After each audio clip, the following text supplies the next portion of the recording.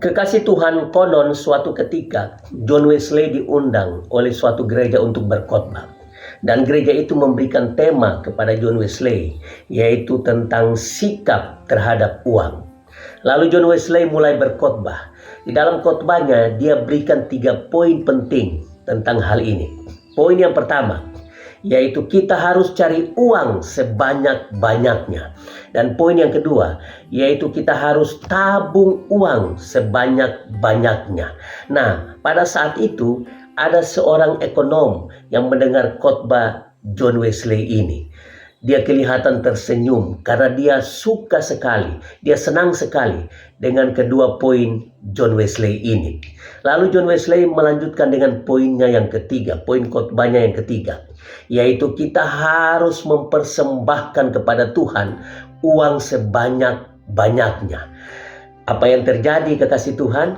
Si ekonom itu langsung sedih, lunglai, lemas. Lalu dia berdiri dan segera pulang setelah dia mendengar poin ketiga dari khotbah John Wesley ini.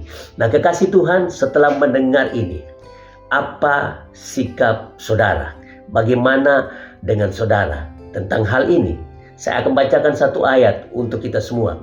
Di dalam 1 Timotius 6 ayat yang ke-10 mengatakan, karena akar segala kejahatan ialah cinta uang. Sebab oleh memburu uanglah beberapa orang telah menyimpang dari iman dan menyiksa dirinya dengan berbagai-bagai duka. Nah, kekasih Tuhan, uang bukanlah masalah.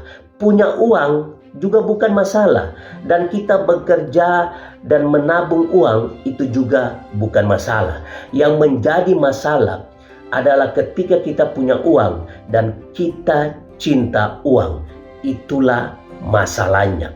Nah, kekasih Tuhan, uang adalah alat, bukan tujuan. Ketika kita menjadikan uang sebagai tujuan yang utama dalam hidup kita, maka uang akan menjadi ilah atau mamon di dalam kehidupan kita. Saya akan bacakan satu ayat lagi untuk kita semua. Matius 6 ayat yang ke-24 mengatakan, tak seorang pun dapat mengabdi kepada dua tuan, karena jika demikian, ia akan membenci yang seorang dan mengasihi yang lain. Atau ia akan setia kepada seorang dan tidak mengindahkan yang lain. Kamu tidak dapat mengabdi kepada Allah dan kepada Mammon.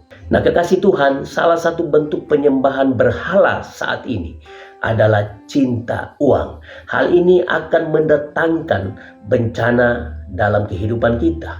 Nah, oleh sebab itu, kekasih Tuhan, apa yang harus kita lakukan? Berikanlah yang terbaik dari uangmu kepada Tuhan. Sudah tentu harus tepat sasaran, yaitu untuk pekabaran Injil Kerajaan Allah di dunia ini. Sesudah itu barulah tiba kesudahannya. Nah, Alkitab mengatakan di dalam Matius 24 ayat yang ke-14 mengatakan, dan Injil Kerajaan Allah ini akan diberitakan ke seluruh dunia, menjadi kesaksian bagi semua bangsa. Sesudah itu barulah tiba kesudahannya. Nah, kekasih Tuhan, terlebih dari semuanya itu, dari uang yang kita berikan, yaitu kita harus memberikan seluruh hidup kita kepada Tuhan. Itulah yang terbaik. Nah, kekasih Tuhan, mari kita berikan yang terbaik bagi Tuhan. Dari uang kita yang terbaik bagi Tuhan, kita berikan bagi Tuhan untuk Injil Kerajaan Allah di dunia ini. Dan sesudah itu tibalah kesudahannya, yaitu kedatangan Tuhan pada kali yang kedua. Berikanlah seluruh hidup kita kepada Tuhan. Apapun yang kita miliki dalam hidup kita adalah milik Tuhan. Oleh sebab itu, berikanlah yang terbaik bagi kemuliaan Tuhan di tengah-tengah dunia ini. Tuhan memberkati kita semua.